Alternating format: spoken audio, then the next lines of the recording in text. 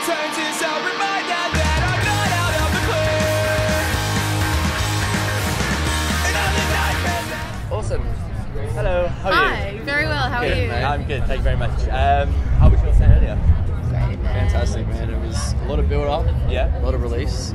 Yeah. It was good. The fans were great. I think we put on a good show. I think we did ourselves proud. Yeah, definitely. Because I don't know if you guys could tell as much, but the crowd were going pretty mental for you guys today. Yeah. So what I wanted to ask, does that translate on a bigger stage for you as well, compared to like a smaller club show or something like that? Do you still feed the energy on? 100%. Yeah, if the crowd is still, it's difficult because you obviously come with energy, but so much of it comes from the crowd as well. Yeah. We kind of exchange vibes and it just feels good. We've played to a still crowd before, maybe to people who don't know who we are or when we were younger, whatever.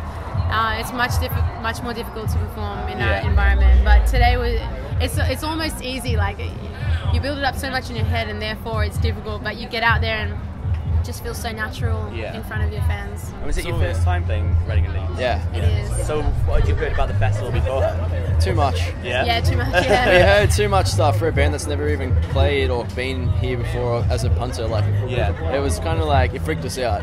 You know what I mean? But I think we realised, like, when we were about to go on, we're like, you know what, we can do this. Like, this is what we do. Yeah, definitely. We've done it before. Like, nothing's different. You know what I mean? Yeah. It is different, but at the same time, You know, play sort of anything comparable, you know, is there anything comparable in Australia? yeah, we've done Soundwave before, and we did Aussie Warped Tour for the first time in like 11 years last year. It was fantastic. Like, pretty similar, big stage, big crowd. But we've never really played big festivals outside of the country. Like we played Pukkelpop in Belgium, which was really cool, but I don't think we've really done, except for Warped Tour in America. It's also not exactly the same. So I mean, the main stage is enormous. Yeah, it is. It's pretty big out there. It's isn't it? way too big.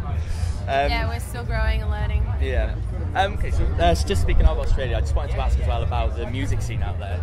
What sort of scene does it have for sort of like pop punk stuff like that out there, like you guys? A small one. I think it started out a lot stronger, bigger, like more passionate when we were younger. I think there was maybe more venues, more of a scene. It's not that it died out, but I think a lot of venues shut down. A lot of promoters maybe changed their format. I just think something changed in Australia, and but there are a surge of young bands coming up now. They're all supporting each other. They're all doing tours together. I think it's really cool. It's kind of like it's happening again. I don't really feel like the industry in Australia is supporting anyone that's Australian. I feel like all we're getting is the dribble and the off-cut of American pop music.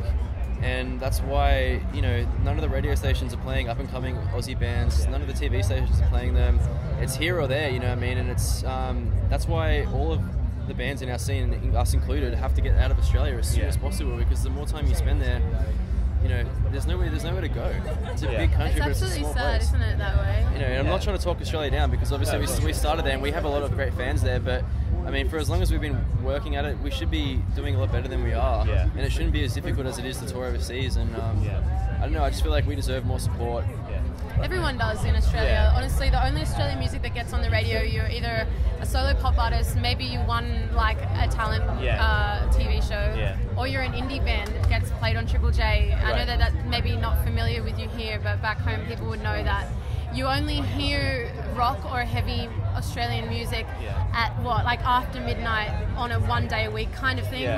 It's very, very specific and it's exclusive, and I'm not really sure how we can change that, but well, we are changing it. Like, we're hoping that we can be an inspiration for bands that if the industry won't support you in Australia, get the fuck out of there and go overseas, because there are industries that will support you.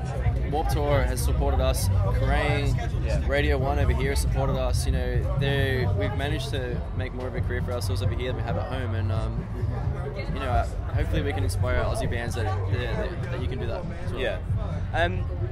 Were there any sort of shout-outs to any sort of upcoming Australian bands that you'd like to give, or are you guys still based in Australia? Or? We are based in Australia, but we're there so not very often. What's the word? So infrequently. Is that the right word? We're hardly there. I don't feel like we even get to. We hardly know what's happening. I mean, I do feel like Forever Ends Here are a band that are coming up, and I kind of see that we were on similar paths, you know, like when we started being able to support the bigger bands in our scene back home, or when the internationals started coming through, and the lucky local got the spot, like that was us. And, this Fiasco as well. You worked with them. Yeah, absolutely. This Fiasco from Melbourne. There's a lot of local. A lot of local talent in the rock scene. It's unfortunately it's just so small, and hopefully they can do the same thing and tour internationally, make more of a career for themselves elsewhere. It'd be good to get more Australian music out into the mainstream scene. Well, there's more at the moment than there's ever been, which is sad but good as well because there's not very much, but. It's still happening, Slowly building up. Last time we spoke to you guys with someone else who's our deputy head to Lage, spoke to you in London. At that interview, you said you were looking to start potentially write the follow-up to the other side quite soon. How's that going? It's good. It's going really well. We're just kind of at a crossroad right now where we're trying to outdo what we've done in the past. So it's interesting because we are finding ourselves as musicians and individuals wanting to experiment and break out of what we know. I kind of feel like we have to reset the way we think, the way we work a little bit to outdo what we've done in the past. It's kind of like... You got to balance that duty to your fans and also that duty to yourself as a musician, and that's always a hard thing because no matter what happens, if a band grows, you'll lose a couple of fans, you'll make some fans, and we don't want to lose any fans, but we don't want to have any regrets either, so we have to really go with our gut. Just write the music that's good for you, basically. Yeah, it's kind of... Yeah, you've got to find a good balance. It's all about that. So, and obviously you're coming back then later in the year for a tour, headliner. How does that feel, playing some pretty big rooms when you come over? That's going to be the biggest headline tour we've ever done. It's going to be so much fun. And there's really no pressure about it either. Because we already did it. We did a couple of headliners already as a warm-up to this, and every show was fucking awesome. And it's just going to be that times 10.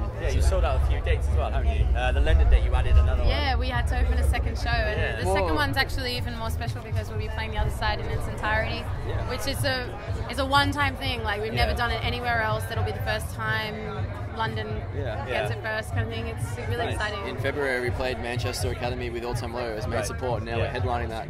So the Academy the main room, so nice to build your way up through that. Well, we started as like Academy 3 or 2, like 800 tickets, and then it went to 2, then it went to 1. So fucking what more can you ask for than that? Yeah, exactly.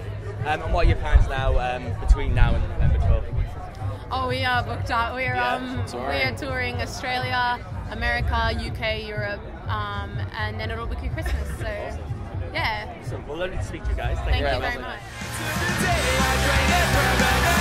What really